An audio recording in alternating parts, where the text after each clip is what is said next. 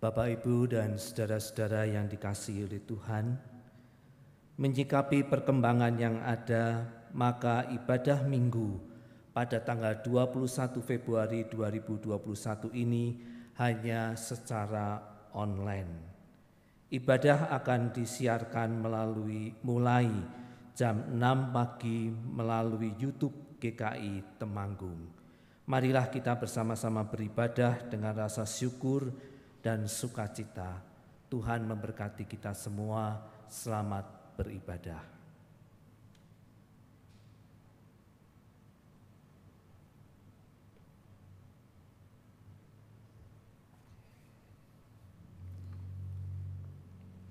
Shalom, selamat pagi Bapak dan Ibu, saudara-saudari yang mengikuti ibadah kebaktian ini melalui YouTube di rumah masing-masing. Bapak dan Ibu yang dikasihi Tuhan, beberapa hari belakangan ini kita mengalami cuaca hujan yang cukup ekstrim, di mana terjadi hujan yang sangat lebat dan kemudian banjir di beberapa tempat di Indonesia. Biasanya jika terjadi hujan, kita kadang menghubungkannya dengan pelangi. Pelangi merupakan goresan indah yang Tuhan lukiskan di awan. Banyak orang mengartikan warna-warna pelangi. Warna merah sebagai gambaran sebuah energi yang kuat, jingga memberikan kesan hangat dan semangat. Kuning menggambarkan keceriaan. Hijau adalah warna alam dan membawa suasana yang santai. Biru yang menenangkan dan membangkitkan kepercayaan. Nila menggambarkan warna di mana ada sebuah idealisme dan mengantarkan kita pada introspeksi diri. Dan terakhir, ungu memancarkan kebijaksanaan dan visioner. Pelangi yang indah mengingatkan kisah setia Allah yang memberikan rancangan indah bagi umat. Pelangi sebagai busur yang tak putus mengingatkan kembali akan kasih setia Allah yang tidak terputus. Kita memasuki ibadah Minggu Prapaskah ke-1 dengan penghayatan bahwa Tuhan Allah yang senantiasa setia ada bersama kita dalam setiap situasi. Mari bersama kita memuji Tuhan dan dengan menyanyikan dari NKB 34 bait pertama. Bapak dan Ibu di rumah kami persilakan untuk berdiri.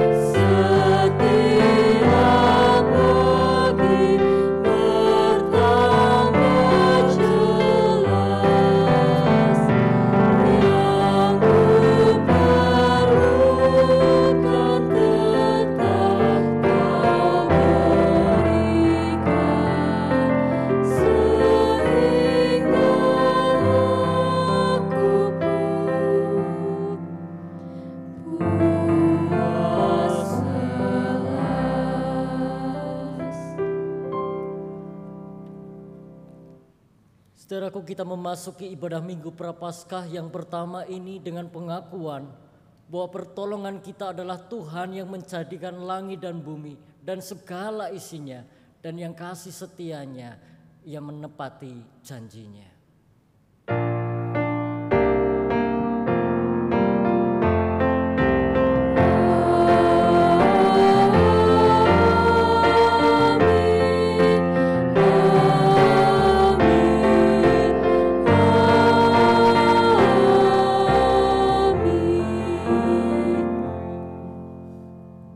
karunia dan damai sejahtera dari Allah Bapa kita dan dari Tuhan kita Yesus Kristus menyertai saudara sekalian. Menyertai saudara juga. Ya, silakan duduk. Bapak dan Ibu yang dikasihi Tuhan, tema kebaktian kita kali ini adalah berpengharapan dalam perjanjian Allah. Berpengharapan dalam perjanjian Allah. Janji Tuhan Allah kepada manusia selalu indah dan tepat pada waktunya. Dia adalah setia dan adil sepanjang hidup umat manusia. Dia selalu menopang kita dimanapun serta kapanpun. Mazmur 25 ayatnya yang ke-10 mengatakan, segala jalan Tuhan adalah kasih setia dan kebenaran bagi orang yang berpegang pada perjanjiannya dan peringatan-peringatannya.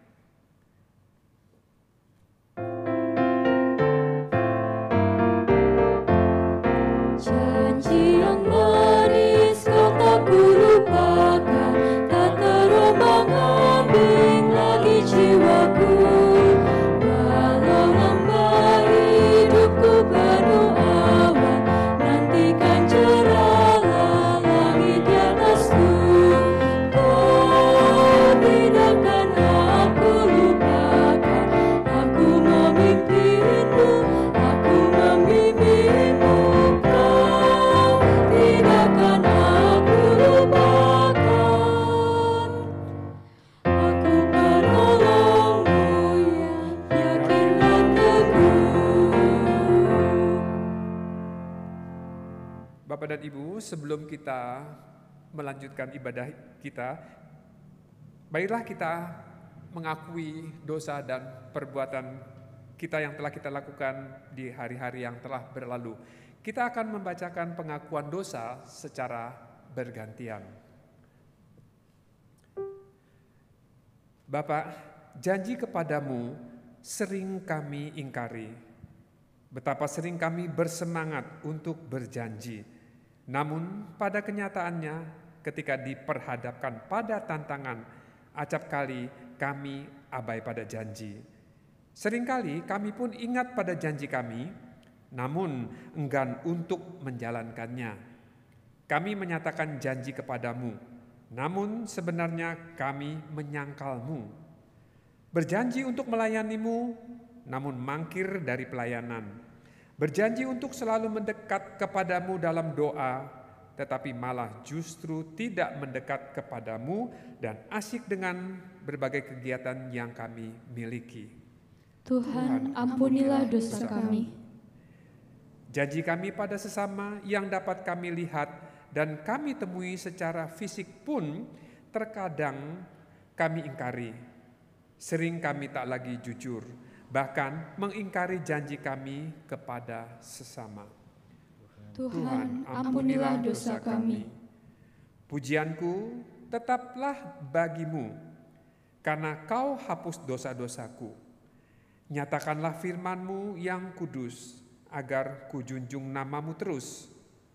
Seringkali alam pun kami abaikan. Engkau menjanjikan keselamatan terhadap alam semesta, namun justru kami kerap menyakitinya dengan tindakan kami yang berlaku sembarangan. Membuang sampah sembarangan, tak lagi memberikan ruang terbuka hijau di sekitar rumah kami. Tuhan, ampunilah dosa kami. Bapak dan Ibu, kita sambut pengakuan dosa kita dengan menyanyikan "Oh Allahku, jenguklah diriku".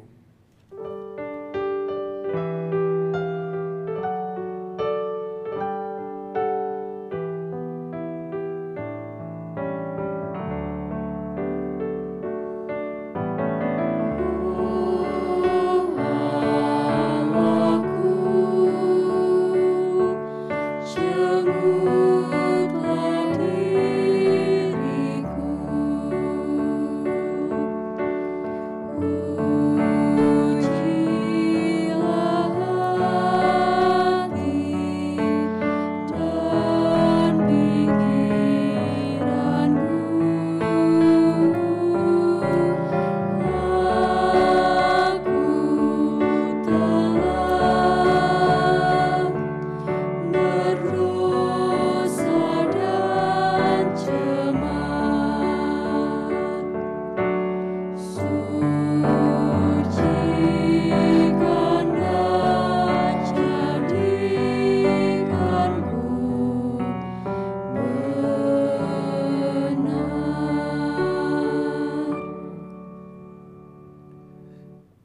berita anugerah dari Tuhan. Bapak dan Ibu dipersilakan untuk berdiri. Bapak dan Ibu, kasih setia Allah sungguh nyata dalam hidup umat-Nya, sekalipun dosa dan kejahatan yang telah dilakukan. Namun jika mau memperbaiki diri, maka Tuhan Allah memberikan pengampunannya, seperti sabdanya yang diambil dari Roma 3 ayat yang 23 dan 24. Karena semua orang telah berbuat dosa dan telah kehilangan kemuliaan Allah, dan oleh kasih karunia telah dibenarkan dengan cuma-cuma karena penebusan dalam Kristus Yesus. Demikianlah berita anugerah dari Tuhan. Syukur kepada Allah. Umat, silakan saling memberikan salam damai.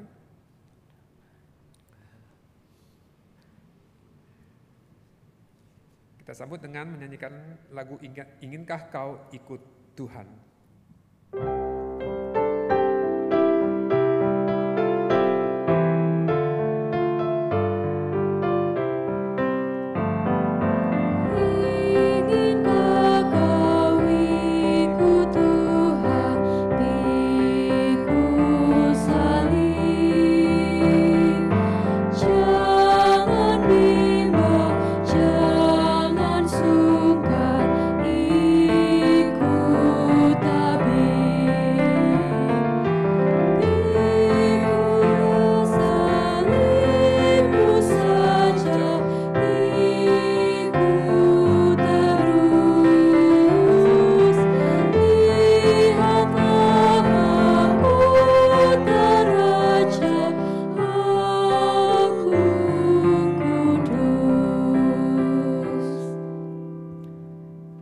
Saudaraku, sebelum kita mendengar serta merenungkan firman Tuhan, mari kita bersatu hati, kita berdoa. Kami sungguh rindu ya Tuhan mengikuti Kau.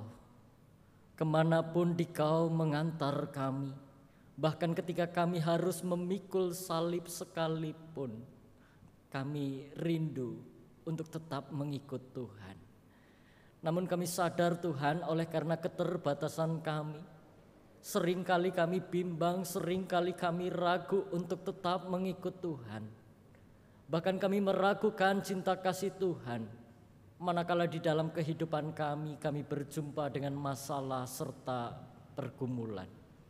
Oleh sebab itu ya Allah, berkati setiap kami, kuatkan kami kembali dengan firman-Mu yang maha kudus, sehingga setiap kami boleh dikuatkan. Kami boleh memiliki pengharapan yang baru di dalam Tuhan. Kami buka hati serta pikiran kami Tuhan. Kami berseru, bersabdalah, oleh karena kami siap untuk mendengarkannya.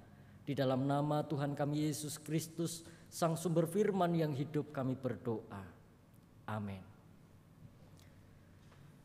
Saudaraku, inilah Injil Tuhan kita Yesus Kristus yang ditulis oleh Markus, pasal yang pertama ayat 9 sampai 15. Inilah Injil Tuhan kita Yesus Kristus yang ditulis oleh Markus, pasalnya yang pertama ayat 9 sampai 15. Pada waktu itu datanglah Yesus dari Nazaret di tanah Galilea, dan ia dibaptis di sungai Yordan oleh Yohanes. Pada saat ia keluar dari air, ia melihat langit terkoyak dan roh seperti burung merpati turun ke atasnya. Lalu terdengarlah suara dari sorga, Engkaulah anakku yang kukasihi, kepadamulah aku berkenan. Segera sesudah itu roh memimpin dia ke padang gurun. Di padang gurun itu ia tinggal 40 hari lamanya, dicobai oleh iblis. Ia berada di sana di antara binatang-binatang liar, dan malaikat-malaikat melayani dia. Sesudah Yohanes ditangkap, datanglah Yesus ke Galilea memberitakan Injil Allah, katanya, waktunya telah genap, kerajaan Allah sudah dekat, bertobatlah dan percayalah kepada Injil. Amin. Saudaraku, demikianlah Injil Tuhan kita Yesus Kristus. Yang berbahagia ialah setiap kita yang mendengarkan, merenungkan, dan yang lebih lagi melakukannya di dalam kehidupannya. Hosiana.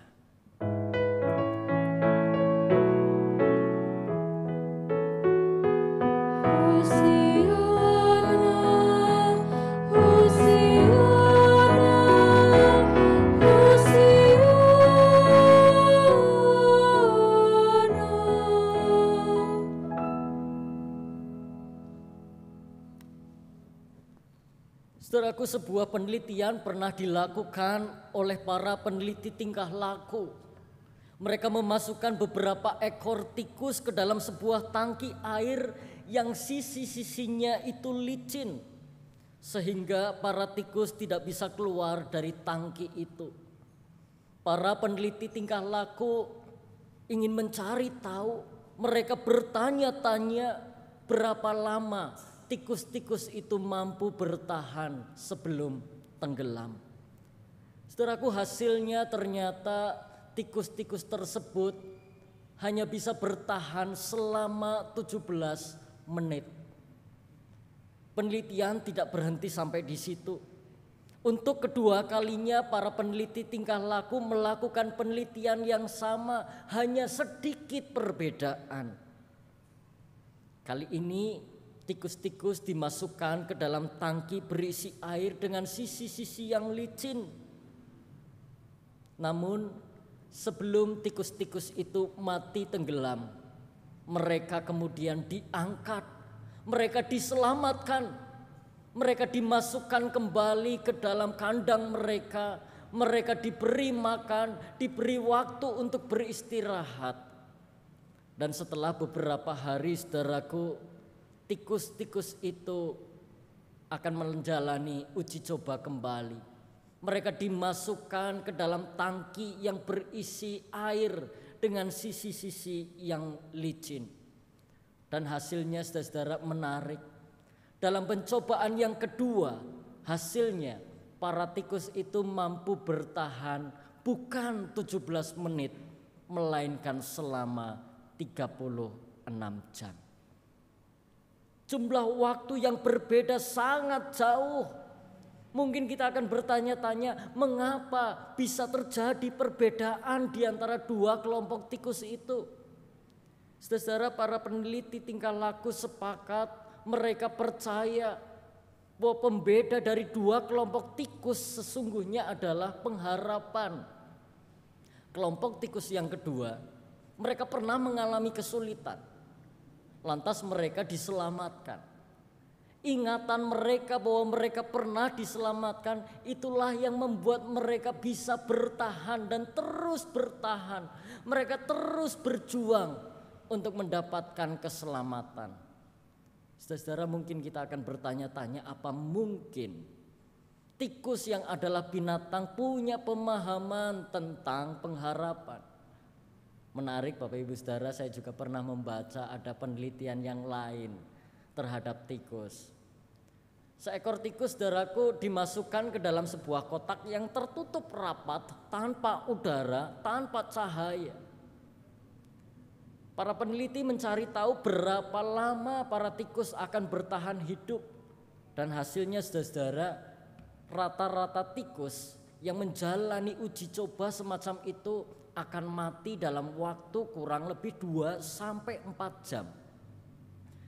Di dalam pencobaan yang lain, saudara, tikus dimasukkan ke dalam satu kotak, di mana di situ diberi sebuah lubang yang sangat kecil sedemikian hingga ada sedikit cahaya yang masuk. Bagaimana dengan udara yang masuk? Tidak berpengaruh banyak. Namun ada lubang kecil supaya ada cahaya yang masuk. Dan yang menarik, saudara, para tikus yang dimasukkan dalam kotak berlubang kecil itu ternyata mampu bertahan jauh lebih lama. Rata-rata mereka akan mati setelah 12-16 jam. Bahkan ada yang bisa bertahan sampai 1 hari 24 jam. Saudara, para peneliti percaya bahwa ketika para tikus melihat ada secercah cahaya, mereka berjuang luar biasa. Mereka berpikir ada jalan keluar. Maka mereka terus mencari jalan keluar. Mereka percaya ada pengharapan. Saudara, pengharapan itu penting di dalam kehidupan kita. Kalau di dalam kehidupan tikus saja penting, apalagi buat kita manusia. Mengapa seorang pelaut yang kapalnya karam bisa berpegang erat pada sepotong papan selama berhari-hari? Mengapa seorang mahasiswa mati-matian belajar siang dan malam? Mengapa seorang pasien rela membayar biaya operasi yang begitu mahal? Jawabannya jelas, karena ada pengharapan. Ketika seorang pelaut mengalami kapal karam, ia bisa bertahan berhari-hari, dia berpegang pada sepotong papan kayu karena ia memiliki pengharapan. Tetapi ketika pengharapan itu hilang, maka dalam waktu sekejap ia akan kehilangan nyawanya.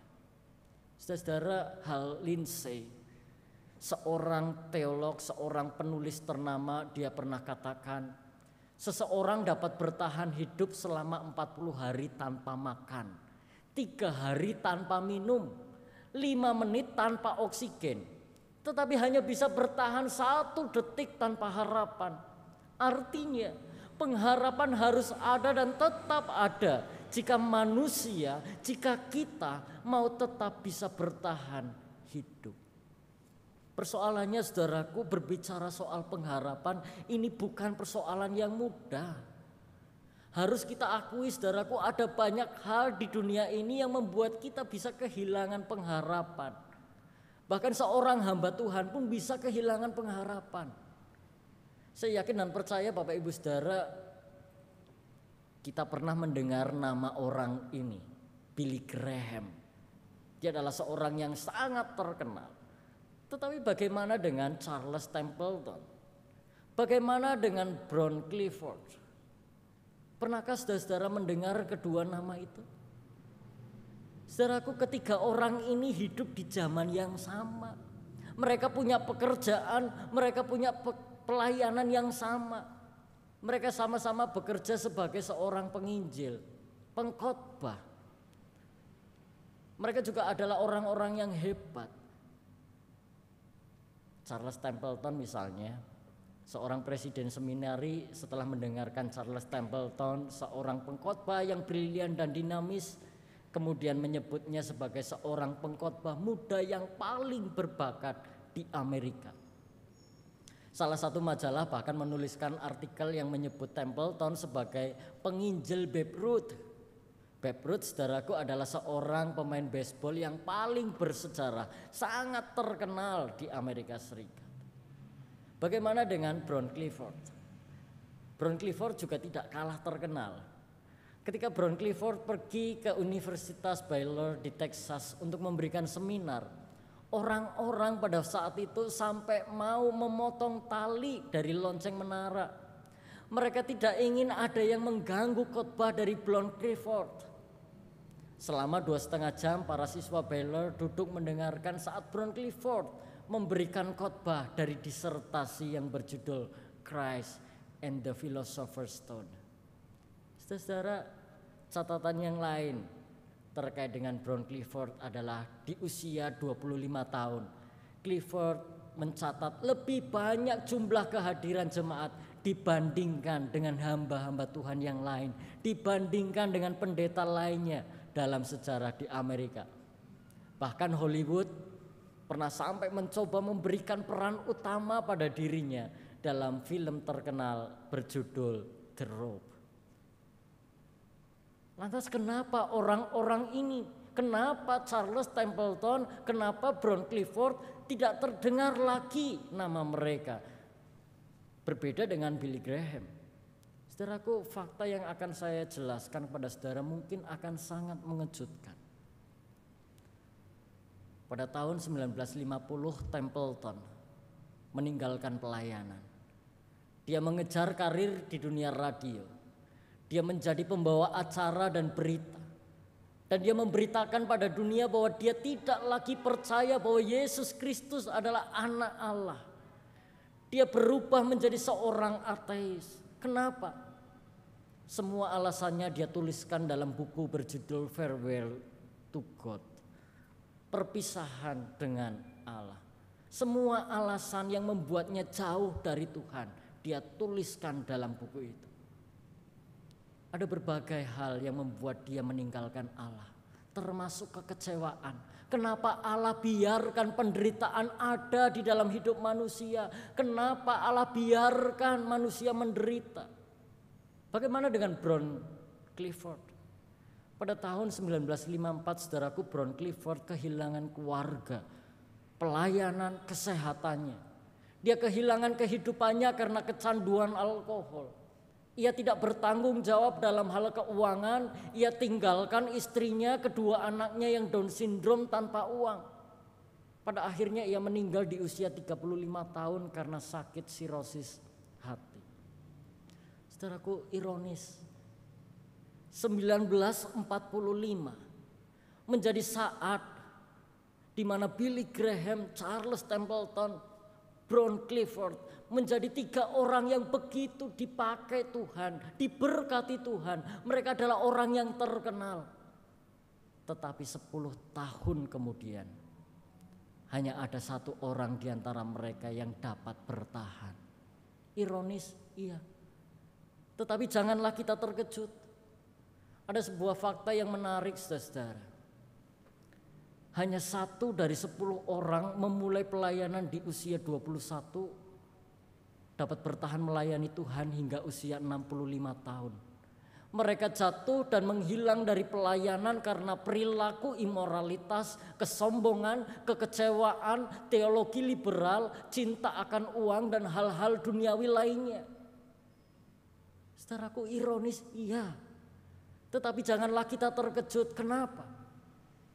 Menarik, saudara, hari ini bacaan Injil diambil dari Markus 1 ayat 12 sampai 13. Firman Tuhan katakan, segera sesudah itu roh memimpin dia ke padang gurun. Di padang gurun itu ia tinggal 40 hari lamanya, dicobai oleh iblis. Ia berada di sana di antara binatang-binatang liar dan malaikat-malaikat melayani dia. Saudaraku, perikop kita hari ini berbicara tentang Yesus yang dicobai di padang gurun. Perikop yang sama, saudara-saudara, bisa kita jumpai dalam 2 Injil yang lain, yaitu di dalam Injil Matius maupun di dalam Injil Lukas. Yang menarik, saudara, kalau kita bandingkan di dalam Matius, perikop yang berbicara tentang Yesus yang dicobai di padang gurun itu ada sebanyak 11 ayat. Lukas menuliskan cerita di mana Yesus dicobai di padang gurun itu dengan 13 ayat. Markus hanya 2 ayat saja. Tetapi saudaraku, dari 2 ayat ini saya mau ajak Bapak Ibu Saudara, mari kita lihat ada pesan-pesan berharga untuk setiap kita. Setidaknya saudaraku, saya menemukan ada 3 hal yang ingin Tuhan sampaikan kepada saudara dan saya. Yang pertama, saudara, siapa saja bisa dicobai iblis. Kalau penulis Markus bercerita bagaimana Yesus di padang gurun dicobai oleh iblis, ketahuilah bahwa saudara dan saya pun sangat mungkin dicobai oleh iblis. Jangan kita kira kita adalah orang Kristen maka iblis takut kepada kita. Enggak. Jangan kita kira gereja adalah tempat orang percaya, tempat yang kita percayai sebagai rumah Allah, tidak ada iblis di dalamnya. Siapa bilang? Kalau virus COVID-19 saja bisa masuk, terlebih lagi iblis. Iblis bisa hadir di dalam kehidupan kita bahkan ketika kita beribadah sekalipun. Ketika Yesus sendiri dicobai, ia yang adalah anak Allah dicobai oleh iblis, saudara dan saya itu juga bisa mengalami pencobaan dari iblis. Bagaimana caranya iblis mencobai? Saudara, menarik kalau kita perhatikan di dalam Matius, di dalam Lukas. Penulis Matius, penulis Lukas menjelaskan seperti apa cara kerja iblis. Tetapi tidak dengan penulis Markus. Dengan hanya menggunakan 2 ayat, penulis Markus tidak jelaskan seperti apa iblis mencobai Yesus. Dan justru disitulah kita diingatkan banyak cara bisa dipakai iblis untuk mencobai kita. Minggu yang lalu saudara saya ingat betul saya akhiri firman Tuhan dengan sebuah lagu, Di Jalanku Ku Diiring. Kalau kita perhatikan saudaraku, di bagian refren ada satu penyataan iman kita. Suka duka dipakainya untuk kebaikanku. Suka duka dipakainya untuk kebaikanku. Tuhan bisa pakai suka dan duka untuk kebaikan kita. Tetapi saat ini saya juga ingin katakan saudaraku, iblis juga bisa pakai suka duka kita untuk menjatuhkan kita. Bukan hanya dengan masalah, bukan hanya dengan pergumulan. Iblis kadang menggoda justru dengan hal-hal yang nampaknya menarik. Apa contohnya? Sederhana Bapak Ibu, mari kita lihat ibadah yang kita lakukan sekarang ini. Ibadah yang kita lakukan di rumah masing-masing. Saudaraku, ibadah online itu jelas sangat menolong kita. Terlebih di dalam situasi pandemi COVID-19 kita tahu gereja juga bukan tempat yang aman betul bebas dari COVID-19. Ketika kita harus beribadah dari rumah masing-masing, ibadah online sangat membantu kita. Tetapi jangan lupa saudara, iblis juga sedang hadir di tengah-tengah kita. Apa buktinya? Banyak bentuknya, banyak rupanya. Lihatlah di depan kita. Ada makanan, ada minuman, menggoda kita. Kita mungkin tertarik ambil makanannya. Sambil makan popcorn, sambil makan gorengan, kita ikuti ibadah. Coba lihat. Ada yang sedang duduk, kakinya diangkat. Duduk sambil tingkring, santai. Gak ada yang menilai. Berbeda dengan ibadah di gedung gereja, saudara. Ketika kita menjalankan ibadah di rumah bebas, bangun tidur, langsung dari tempat tidur kita ikut ibadah, gak perlu repot. Ketika kita beribadah di gereja repot, pagi-pagi harus mandi dulu, belum siap-siap. Keluarkan motor, keluarkan mobil, repot ya. Sekarang ibadah di rumah gampang, nggak perlu turun dari tempat tidur, cukup pegang handphone, ibadah langsung. Saudaraku, kita seringkali tergoda dengan hal-hal demikian, bukan? Ketika kita beribadah di gereja ada jam-jam khusus di mana kita harus datang. Sekarang bebas Pak, bangun siang nggak masalah. Kalau perlu nantilah ibadahnya malam-malam saja. Yang khotbah Pak Adiel, waduh itu cocok banget buat teman sebelum tidur. Dongeng sebelum tidur supaya tidur jadi lebih enak. Sekarang dengan ibadah di rumah masing-masing, dengan handphone di tangan kita, mau pilih tempat ibadah gampang. Kita cari, gereja A yang khotbah pendeta A, khotbahnya bagus, ikut kebaktian sana. Saudaraku, sadarlah, iblis juga bekerja di tengah-tengah kita. Sadarlah, iblis terus berkata, enggak apa-apa, yang penting ibadah. Enggak apa-apa, kamu nikmati ibadahmu, bebas kok, enggak harus di GKI Temanggung. Cari gereja sekarang gampang. Saudara, dari dulu sampai sekarang iblis tetap bekerja di dalam hidup kita. Itu pesan yang pertama. Pesan yang kedua, saudara, ketika penulis Markus hanya menuliskan 2 ayat, berbeda dengan penulis Lukas, penulis Matius 11-13 ayat. Saya mau katakan saudara, ada satu pesan yang ingin ditekankan oleh penulis Markus. Cepat atau lambat, pergumulan kita itu akan berakhir. Ada sebuah pernyataan yang menarik yang pernah diungkapkan oleh Ibu Kartini. Habis gelap terbitlah terang. Satu keyakinan, gelap itu pasti akan berlalu, berubah jadi terang. Badai pasti berlalu.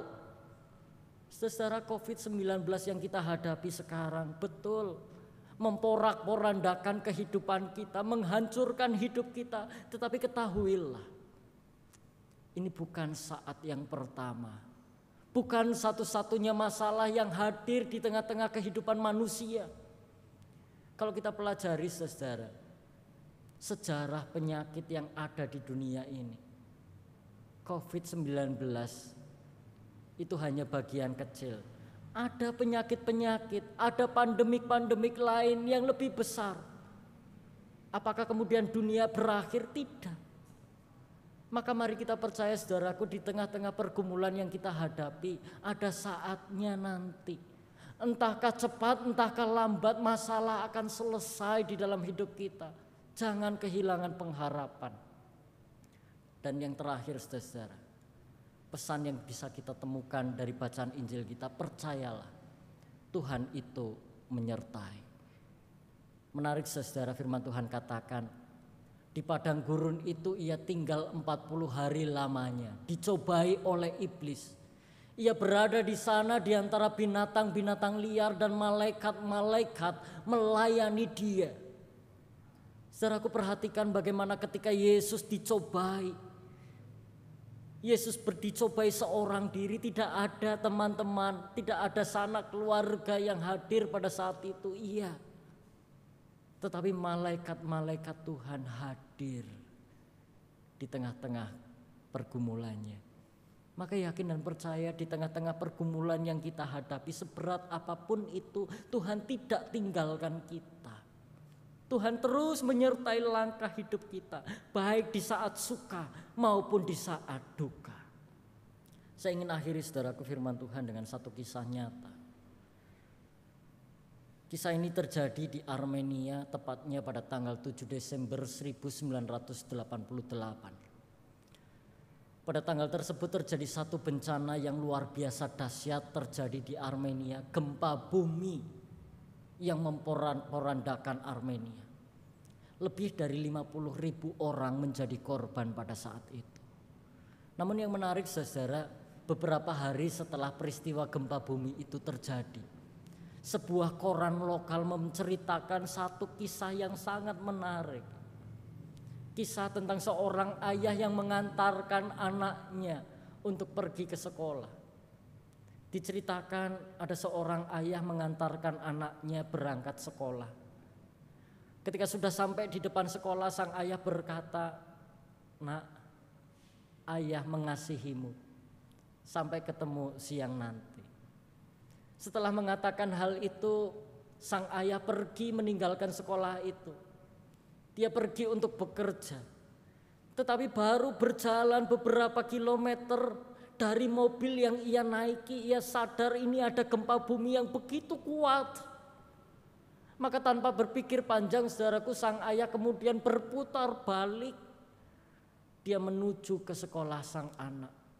Dan begitu sampai di depan sekolah sang anak, hati sang ayah hancur ketika ia melihat bangunan sekolahan sudah hancur lebur, tinggal puing-puing. Segera ia keluar dari mobilnya, tidak peduli lagi. Dia tidak mematikan terlebih dahulu kendaraannya, mobilnya. Dia langsung tinggalkan. Dia coba cari di mana kira-kira anaknya berada, di mana ruangan kelas sang anak. Setelah itu sang ayah kemudian mencoba untuk berjongkok. Dia coba menggali, menyingkirkan puing-puing bangunan. Beberapa orang pada saat itu saudaraku mencoba mengingatkan, "Pak, tunggu dulu Pak, bahaya sudah. Tunggu saja pemadam kebakaran atau dari pihak kepolisian, tunggu dulu." Tapi si bapak tetap saja. Dia coba menggali terus. Sejam, 2 jam, 3 jam terus. Dia mencoba mencari anaknya. Tidak ada satu orang pun yang berhasil menghentikan sang ayah yang mencoba terus mencari di mana keberadaan sang anak. Sampai akhirnya 36 jam berakhir, saudara.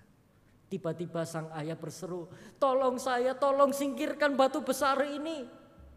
Beberapa pemuda yang ada di sekitar sang bapak, sang ayah waktu itu langsung segera membantu mengangkat, memindahkan satu bongkahan batu besar. Dan ketika batu itu berhasil diangkat, saudara, ditemukan ada 13 orang murid dan 1 orang guru. Mereka semua selamat sekalipun terluka. Dan salah seorang diantaranya adalah anak dari sang ayah. Ketika anak itu melihat ayahnya datang, sang anak langsung segera memeluk sang ayah. Dia berkata, aku terus mengatakan kepada yang lain bahwa ayah pasti akan datang dan menyelamatkan kita semua. Hari ini Bapak Ibu Saudara, saya tidak tahu pergumulan apa yang Bapak Ibu Saudara hadapi. Tetapi satu hal yang ingin saya katakan kepada Bapak Ibu Saudara. Terus percayalah, terus berharaplah. Allah pasti akan datang dan menyelamatkan kita semua. Amin.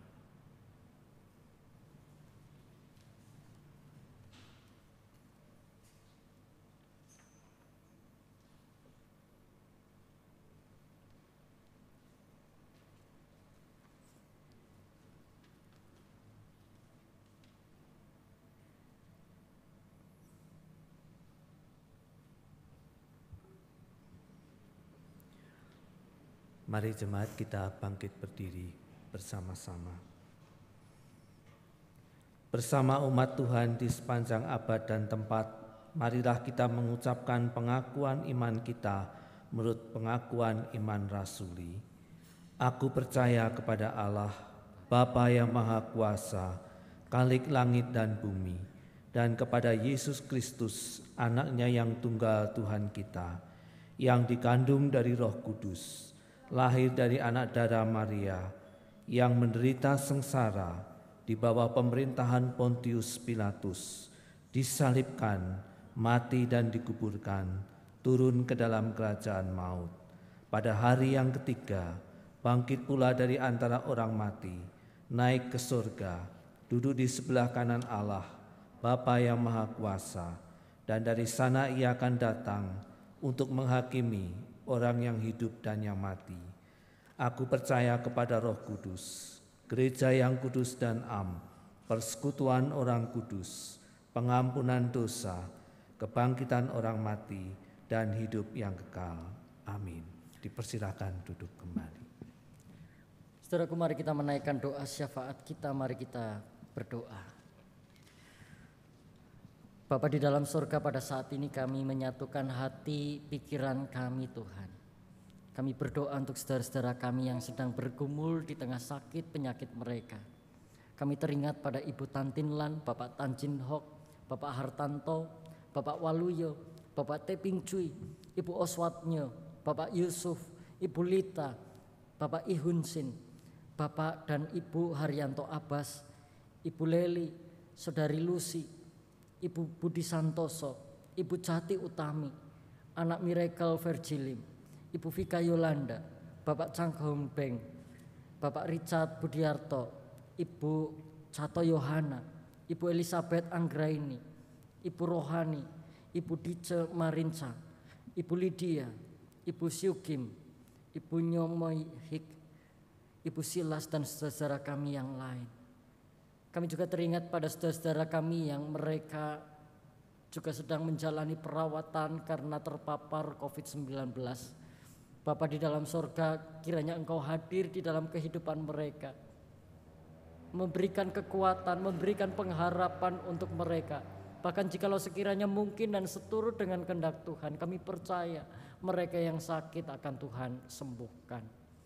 Kami juga rindu Tuhan berdoa untuk saudara-saudara kami ataupun bahkan keluarga kami yang juga terdampak oleh pandemi COVID-19. Baik di dalam pekerjaan kami, studi kami, bahkan kehidupan keluarga kami Tuhan. Hadirlah, berikan kami kekuatan Tuhan untuk dapat melewati setiap masalah yang kami hadapi ini. dengan satu keyakinan Tuhan tidak tinggalkan kami. Kami juga rindu berdoa untuk pelayanan gereja Tuhan GKI Temanggung. Kami sadar kami adalah gereja yang terbatas. Terlebih di tengah-tengah pandemi COVID-19 ini, ada banyak hal yang menghalang-halangi kami untuk dapat melakukan pelayanan kepada anggota jemaat pun juga kepada masyarakat. Tetapi kami sadar Tuhan tetap memanggil kami, dan kiranya Tuhan akan memampukan kami di dalam segala kemampuan yang kami miliki untuk boleh menyapa orang-orang yang ada di sekitar kami, sehingga banyak orang boleh merasakan kehadiran Tuhan. Banyak orang tetap dikuatkan lewat pelayanan gereja Tuhan di GKI Temanggung ini. Kami ingin menyerahkan bangsa dan negara kami. Kebijakan yang diambil oleh pemerintah kiranya juga berkenan di hati Tuhan. Kami ingin serahkan Tuhan seluruh harapan, seluruh pergumulan kami, bahkan hidup kami, hanya di dalam nama Tuhan kami Yesus Kristus, Tuhan yang sudah mengajarkan kami untuk berdoa. Bapa kami yang ada di surga, dikuduskanlah namamu, datanglah kerajaanmu, jadilah kehendak-Mu di bumi seperti di surga. Berikanlah kami pada hari ini makanan kami yang secukupnya, dan ampunilah kami akan kesalahan kami, seperti kami juga mengampuni orang yang bersalah kepada kami. Dan janganlah membawa kami ke dalam pencobaan, tetapi lepaskanlah kami daripada yang jahat. Karena Engkaulah yang mempunyai kerajaan dan kuasa dan kemuliaan sampai selama-lamanya. Amin.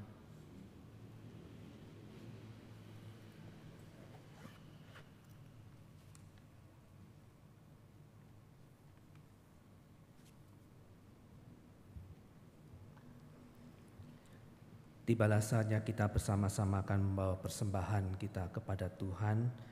Dan sebagai dasar firman Tuhan untuk persembahan kita terambil dari Kejadian 4 ayat yang keempat yang berbunyi demikian. Habil juga mempersembahkan korban persembahan dari anak sulung kambing dombanya, yaitu lemak-lemaknya. Maka Tuhan mengindahkan Habil dan korban persembahannya itu. Janji Tuhan Allah selalu digenapi dalam hidup kita. Janji pemeliharaan Tuhan Allah selalu ada sepanjang hidup kita. Marilah kita mengungkapkan syukur atas berkat Tuhan dengan mengumpulkan persembahan.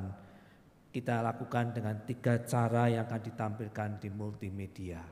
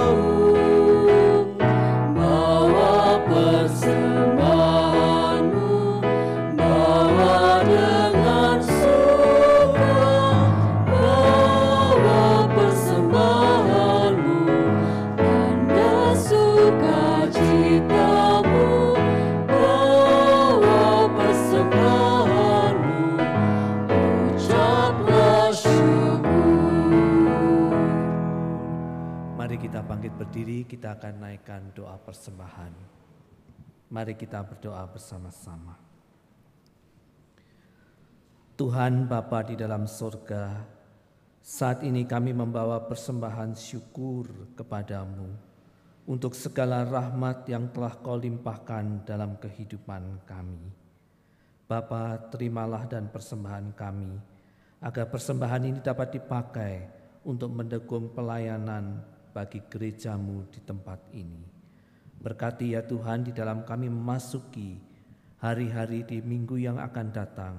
Kiranya Engkau yang akan menuntun dan menyertai kami kembali. Terima kasih ya Tuhan. Di dalam nama Tuhan Yesus kami berdoa dan mengucap syukur. Amin.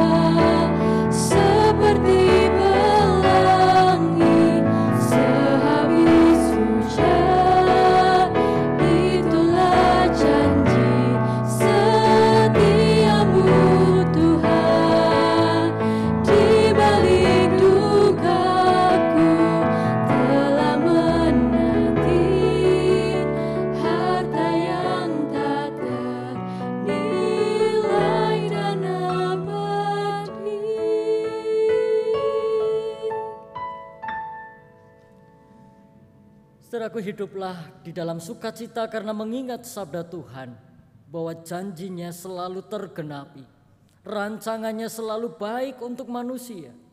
Jalanilah hidup dengan tetap setia pada janji. Tetaplah setia kepada Tuhan Allah penyelamatan. Janji setia kepada pasangan, kepada keluarga, dan janji setia menjaga kelestarian alam. Kini terimalah berkat dari Tuhan. Tuhan memberkati kita dan melindungi kita. Tuhan menyinari kita dengan wajah-Nya dan memberi kita kasih karunia. Tuhan menghadapkan wajah-Nya kepada kita dan memberi kita damai sejahtera. Hosiana. Amin.